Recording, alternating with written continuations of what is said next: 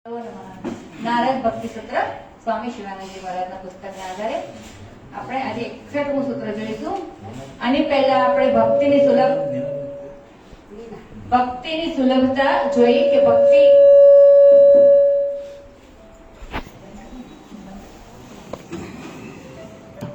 ભક્તિ સુલભ છે. જ્ઞાન, કર્મ અને યોગ વગેરે જેવા કઠિન સાધનોની તુલનામાં ભક્તિ સુલભ છે. બીજું કે ભક્તિ પોતે જ પ્રમાણરૂપ છે, તેને બીજા કોઈ પ્રમાણની આવશ્યકતા નથી.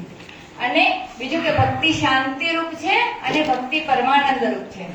હવે આજે ભક્તિ અને લોક વ્યવહાર પર નારદ મુનિ કહે છે, લોક હાનવ ચિંતાન કાર્ય નિવેદિતાત્મ લોક વેદ શીલત્વાત. એટલે ભક્તોએ લૌકિક, સાંસારિક, સામાજિક અવ્યવસ્થાની હાનિની ચિંતા ન કરવી જોઈએ. કારણ કે ભક્તે તો પોતાની જાતને, પોતાના લૌકિક કર્મોને અને પોતાના વૈદિક કર્મોને ભગવાનને અર્પણ કરી દીધા છે. ભક્તે ભગવાનમાં સંપૂર્ણ શ્રદ્ધા રાખવી જોઈએ. પોતાનો વ્યવહાર બરાબર ચાલે છે કે નહીં તેની પણ ચિંતા ભક્તે કરવી જોઈએ નહીં.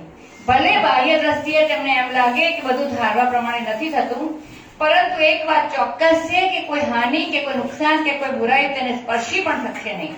કારણ કે એ સાક્ષાત ભગવાનની કાળજી હેઠળ છે.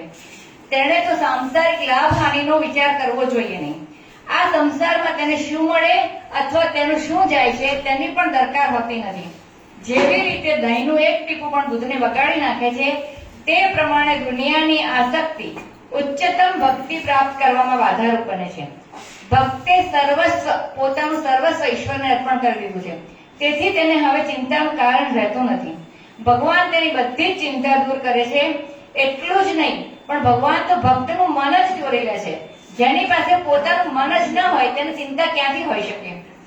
આ સૂત્રનો અર્થ એવો નથી કે ભક્તે કઠોર થવું અથવા તો માનવ યાતના પ્રત્યે ઉદાસીન રહેવું. એનો અર્થ એવો પણ નથી કે ઉદાર દિલથી પરોપકારના કાર્યો ન કરવા. માત્ર એક જ વાત બતાવે છે આ સૂત્ર કે ચિંતા ન કરવી, કારણ કે તમારી ચિંતા ભગવાન કરે છે. 62મા સૂત્રમાં કહે છે, ન તત્સિદ્ધૌ લોક વ્યવહારો હેયઃ કિંતુ ફલત્યાગઃ તત્સાધનમ ચ કાર્યમેવ. જ્યાં સુધી ભક્તિ સિદ્ધ ન થાય ત્યાં સુધી લોક વ્યવહારના કાર્યોનો ત્યાગ ન કરવો જોઈએ, પરંતુ ફળનો ત્યાગ કરીને ભક્તિના સાધન કરતા રહેવું જોઈએ. જ્યાં સુધી ભક્તિ સિદ્ધ ન થાય ત્યાં સુધી સામાન્ય જીવન જીવવાનું ચાલુ રાખવું જોઈએ, પરંતુ કામનાઓનો ત્યાગ કરવાનો અભ્યાસ ચાલુ કરવો જોઈએ. નિષ્કામ સેવા અને મનોનિગ્રહનો અભ્યાસ પણ ચાલુ રાખવો જોઈએ. ભક્તિની પ્રાપ્તિ થયા પછી પણ વ્યવહારિક જીવનનો ત્યાગ ન કરવો જોઈએ. લોક કલ્યાણની બધી જ પ્રવૃત્તિઓ ચાલુ રાખવી જોઈએ. માત્ર અશુભ કાર્યોના ફળની આશાનો ત્યાગ કરવો જોઈએ. શ્રી વશિષ્ઠ, શ્રી વ્યાસજી, શ્રી શંકરાચાર્ય, ભગવાન બુદ્ધ અને એવા બીજાઓ ઘણા કે જેમણે માનવ કલ્યાણના કાર્યો કરવાનું ચાલુ રાખ્યું હતું. ખાવું, પીવું, શ્વાસ લેવો અને કંઈ કામ કરવું, આ બધું લોક વ્યવહારમાં આવી જાય છે. એટલે તમે જીવનમાં જ્યાં હો ત્યાંથી તમારી ફરજને ચાલુ રાખવી જોઈએ. તેનું નામ લોક વ્યવહાર છે. આગળના સૂત્રમાં નારદ મુનિ કહે છે કે સ્ત્રી ધન નાસ્તિક વૈરી ચરિત્રમ ન શ્રવણીયમ. સ્ત્રી, ધન, નાસ્તિક અને વૈરીના ચરિત્રનું વર્ણન સાંભળવું જોઈએ નહીં. આ સૂત્રમાં તથા ઘણા અન્ય સૂત્રોમાં પણ ભક્તિના વિકાસમાં નડતા અંતરાયોનું વર્ણન કરવામાં આવ્યું છે. આવા પ્રસંગો અને આવા વર્ણનો આધ્યાત્મિક ભાવના ઓછી કરે છે અને તેથી મનુષ્ય આગળ વધી શકતો નથી. જેનું મન સ્ત્રી સંબંધી વિચારોમાં રમતું હોય છે તે ઈશ્વરનું ધ્યાન ક્યાંથી કરી શકે? આવા વિચારો કામ ઉત્પન્ન કરે છે અને કામ તો આત્મ સાક્ષાત્કારની પ્રાપ્તિમાં મોટામાં મોટી બાધા છે. ધન સંપત્તિનો વિચાર લોભ પેદા કરે છે. નિરીશ્વરવાદીનો વિચાર અને નાસ્તિકનો સંગ ઈશ્વર પ્રત્યેની તમારી શ્રદ્ધાને ઘટાડશે. વૈરીનો વિચાર તમારામાં ક્રોધનો જન્મ કરશે. આથી જ કહેવામાં આવ્યું છે કે સ્ત્રી, ધન, નાસ્તિક અને વૈરીની વાતો સાંભળવી ન જોઈએ. સ્ત્રીઓ વિશેની વાતો મનને ઉત્તેજિત કરે છે અને કામ ઉત્પન્ન થાય છે. પારિવ્રાજક ઉપનિષદમાં મહર્ષિ નારદજી કહે છે કે સાધકોએ સ્ત્રીના ચિત્રો પણ જોવા જોઈએ નહીં. ધનવાનોની વાતોથી સાધક ભોગ વિલાસ પ્રત્યે આકર્ષિત થાય છે અને નાસ્તિકની વાતોથી ઈશ્વર પ્રત્યેની શ્રદ્ધા ઓછી થાય છે. 64મા સૂત્રમાં નારદ મુનિ કહે છે, અભિમાન દંભાદિકમ ત્યાજ્યમ.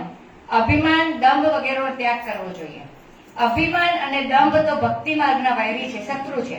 તેનો સદંતર નાશ કરવો જોઈએ. સ્વ પ્રયત્નથી આ દુર્ગુણોનો નાશ કરવો સહેજ મુશ્કેલ છે.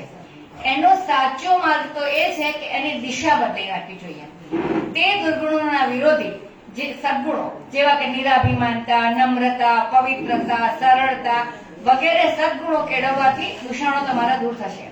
અભિમાન તો માણસ વચ્ચે કાંટાની વાડકી કરે છે. પોતે જે ન હોય તે બતાવવાનો પ્રયત્ન, તેનું નામ દંભ છે. દંભમાં હંમેશા ડોન હોય છે. દંભી મનુષ્ય હંમેશા પવિત્ર દેખાવાનો પ્રયત્ન કરે છે. પોતાનામાં જે સદગુણો ન હોય તે પોતાનામાં છે એવું બતાવવાનો તે પ્રયત્ન કરે છે. અભિમાન અને દંભ પછી આદિ એવું લખ્યું છે સ્વામીજીએ નારદમુનિએ. તો શબ્દનો પ્રયોગ કરીને મહર્ષિ નારદજી આસુરી સંપત્તિમાં વર્ણવેલ બીજા દુર્ગુણોનો નિર્દેશ કરે છે. અને આ બધા જ આસુરી દુર્ગુણોનો, આસુરી સંપત્તિનો ત્યાગ કરવો જોઈએ. આસુરી સંપત્તિ ગીતાજીમાં ભગવાન કહે છે, દંભો દર્પોભિમાનસ્ય ક્રોધ પારુષ્યમેવ ચ અજ્ઞાનમભિજાતસ્ય પાર્થ સંપદમાસુરીમ. દંભ, ઘમંડ, અભિમાન, ક્રોધ, કઠોર વાણી અને અજ્ઞાન વગેરે આસુરી સંપત્તિ છે. 65મા સૂત્રમાં કહે છે, તદર્પિતાખિલાચાર સન કામ ક્રોધાભિમાનાદિકમ તસ્મિન્નેવ કરણીયમ. બધા આચાર ભગવાનને અર્પણ કર્યા પછી પણ જો કામ, ક્રોધ, અભિમાન વગેરે હોય તો તે ભગવાન પ્રતિ હોવા જોઈએ, તે ભગવાન પ્રતિ કરવા જોઈએ. આ બતાવે છે કે આપણી બધી વૃત્તિઓ પણ ભગવાનને અર્પણ કરી દેવી જોઈએ. આપણા બાહ્ય તેમજ માનસિક કાર્યો પણ ભગવાનને ઉપહાર રૂપે અર્પણ કરી દેવા જોઈએ. આમ થાય તો જ તેમાં પરિવર્તન થાય અને પવિત્ર પ્રેમ ભક્તિ થઈ શકે. ભક્ત જો ક્રોધ કરે તો તે પણ પોતાના પ્રેમી પ્રત્યે ક્રોધ કરે છે. જો તેને અભિમાન હોય તો પણ તેનું અભિમાન પોતાના ભગવાનનું છે. તેનામાં જો કોઈ કામના હોય તો તે કામનાનું મૂળ પણ પ્રભુ ઈશ્વર જ છે. ભગવાનનું સતત સ્મરણ, પછી તે પ્રેમથી હોય કે ઘૃણાથી હોય, તો પણ તે મનુષ્યનું પરિવર્તન કરી શકે છે. જેમ રાવણ રામને ધિક્કારતો હતો છતાં પણ તેના મૃત્યુ પછી તેને ઉત્તમ પદ મળ્યું, કારણ રામ હંમેશા તેના મનમાં રહેતા હતા. જેવી રીતે ભક્તના પ્રેમની વસ્તુ ભગવાન પોતે જ છે, તેવી જ રીતે ભક્તની કામના અને ક્રોધની વસ્તુ પણ ભગવાન પોતે જ છે. ભક્તને મન તો ભગવાન સિવાય બીજું કશું હોતું જ નથી. પછી વૃત્તિઓ અને વસ્તુ ભગવાન સિવાય બીજી ક્યાંથી હોઈ શકે? જે વૃત્તિઓ આધ્યાત્મિક માર્ગમાં અવરોધ રૂપે હોય છે તે વૃત્તિઓ ભગવાન પ્રત્યે બદલવાથી તે વૃત્તિઓ અવરોધના બદલે સહાયક બની જાય છે. કામ, ક્રોધ, મોહ વગેરે ભગવાનમાં સમાઈ જાય છે. જે ભક્ત ભગવાન સાથે એક થઈ ગયો છે તે તો તેના કામ, ક્રોધ અને અભિમાનની વસ્તુ ભગવાનને જ બનાવે છે. એક દિવસ શ્રી કૃષ્ણએ કરેલી મજાકથી રાધાજી ખૂબ ચડાઈ ગયા. તેની સખી સમજાવવા લાગી તો તે ક્રોધ ભરી આંખે કહે છે કે એનું તો નામ પણ તું મારી સામે લઈશ નહીં. એના નામ તો શું, પણ જેટલી કાળી વસ્તુઓ છે તેનો પણ હું ત્યાગ કરીશ. હું જીવતા સુધી તેને કદાપી મળીશ પણ નહીં. તું કૃષ્ણને મારી પાસે આવવા દઈશ નહીં. એને દરવાજામાં જ આવવા દઈશ નહીં. એના જેવા ઢોંગી પર વિશ્વાસ કેમ મૂકી શકાય? એટલી હદે પ્રેમ કરે છે. ઈશ્વર સાક્ષાત્કારમાં આડે આવતા અવરોધો પ્રત્યે ક્રોધ કરવો જોઈએ. આમ કરશો તો એ વૃત્તિ અનાસક્તિ અને વૈરાગ્યમાં ફેરવાઈ જશે.